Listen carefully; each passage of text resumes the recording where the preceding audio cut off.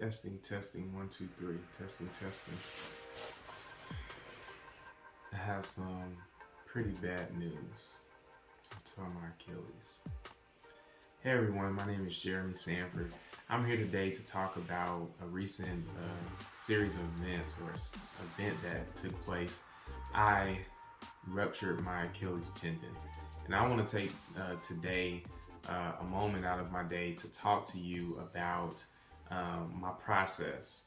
Um, there have been many people that have torn their Achilles, and I just want to take a moment to talk to you about mine and to let you know some of the things that I've gone through and what route I decided to take and things like that. Most of you all know that the Achilles tendon is one of the worst injuries that you can have, especially a sports injury. Some people describe it as the kiss of death because it's always been known as something that takes such a long time to actually heal from. But I actually recently had an Achilles tear, and the purpose for me making this video is to help someone because I know that, like I was when I had the Achilles tear, I wanted to hear from other people that had that tear to see how they felt about it, and to see what I could learn from it. So recently, on February the 22nd, 2022, I was going to play basketball. As most of you all know, that most of the basketball courts have been closed down as a result of the pandemic.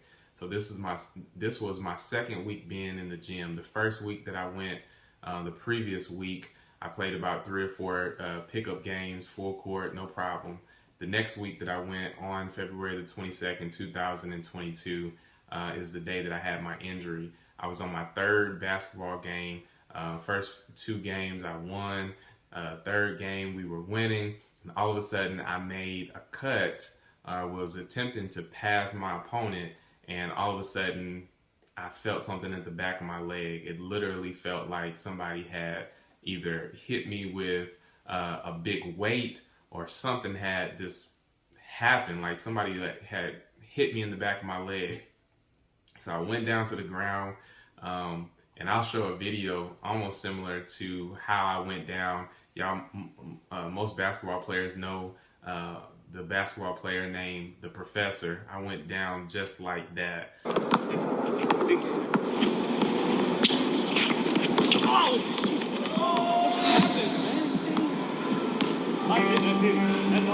I can't even get up right now. I don't know what happened.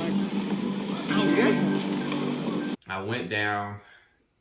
Surprisingly, it wasn't a lot of pain. It was like it happened really quick, and when I tried to get up, I just noticed that my leg, it wasn't my foot wasn't moving the way that it should have been moving, like up and down. So I was just like, oh man, I know this is not an Achilles tear. I'm just hoping that this is not what I think that it is. And so I've been the type of person that loves Kobe Bryant, loved him as a basketball player. He's known as having the Mamba mentality, but I did not want to have the Mamba mentality in terms of taking on the same injury that he had.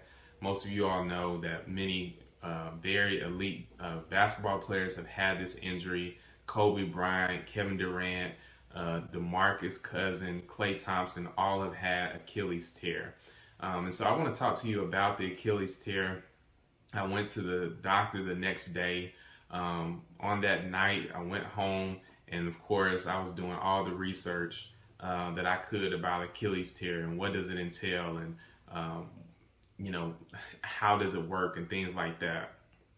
And so when I went to the doctor, he checked out my Achilles. He did say that it was an Achilles rupture, but he said that the Achilles rupture, which is basically a tear of that ligament at the back of your leg, what really depends on if you have to get surgery or not is depending on how bad the tear is. So the tear, it was a complete tear, but it was close enough that the doctor said that if I wanted to go a non-operative route, I could.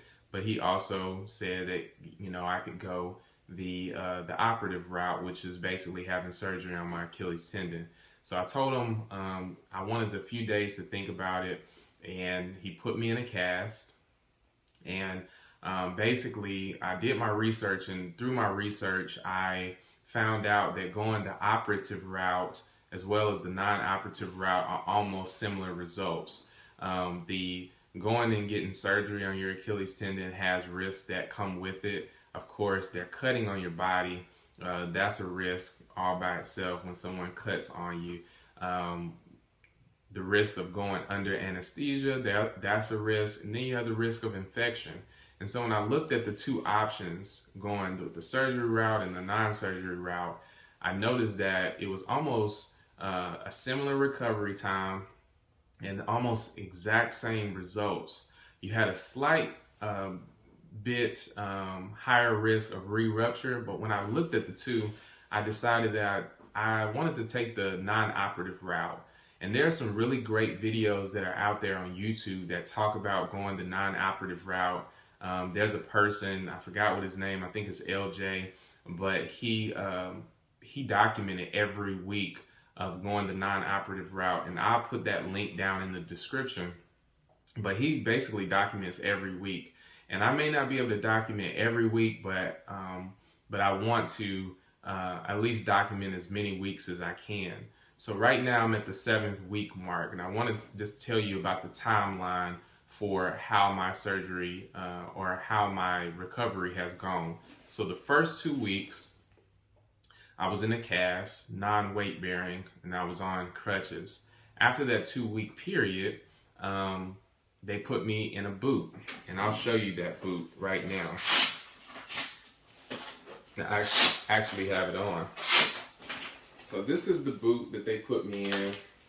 It's called an air cast. All right, that's the boot that they put me in. So they put my leg in that after 2 weeks, and they told me to come back in a month, which was basically at the 6 week mark.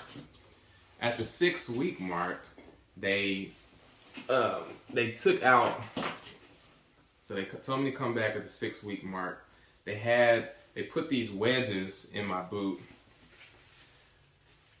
to keep the tendon together to be able to heal. So the closer the tendon comes, when your foot is down like this, it's closer the tendon comes, it keeps your Achilles together so that it can heal by itself. And so at the 6 week mark, they took out one wedge. At the 7 week mark, they take out another wedge until you're down to no wedges. So right now I have 2 wedges left, and I'm at the 7th week mark. On next Monday, I'll take out one more wedge. So I'm going to answer a couple of common questions that a lot of people have. One of the common questions is, was there any swelling? There was not much swelling to my injury. Another common question is, how did it feel? When I initially hurt my Achilles tendon, it hurt. It felt like somebody hit the back of my leg, but then I noticed that it wasn't a lot of pain. So on a scale from 1 to 10, the initial injury probably was like a 3. All right. It did hurt, but the hardest part was just being able to put weight on it. Is this injury preventable? Yes and no. Yes, I encourage you to stretch, to be able to avoid that injury as much as possible. But don't beat up on yourself too bad, because so many people have had this injury, even the most elite athletes. Kevin Durant, like I said, and so many others, Klay Thompson. These are people that spend probably 30 minutes stretching before each game, and they still had their Achilles tear. So don't beat yourself up too bad. It was an accident. It's really nothing that you can do, because hindsight is 20/20. But I did do some research and found that Achilles tears have had a spike after the pandemic. Most of people have not been working out, and they get up and go play basketball or soccer or different things, and they end up tearing an Achilles. If you're a person that tore your Achilles, during this pandemic or after this pandemic, it's probably a good chance that it had something to do with us being not as active during this particular period of time. So like I said, they put me in a cast and right after my injury for 2 weeks.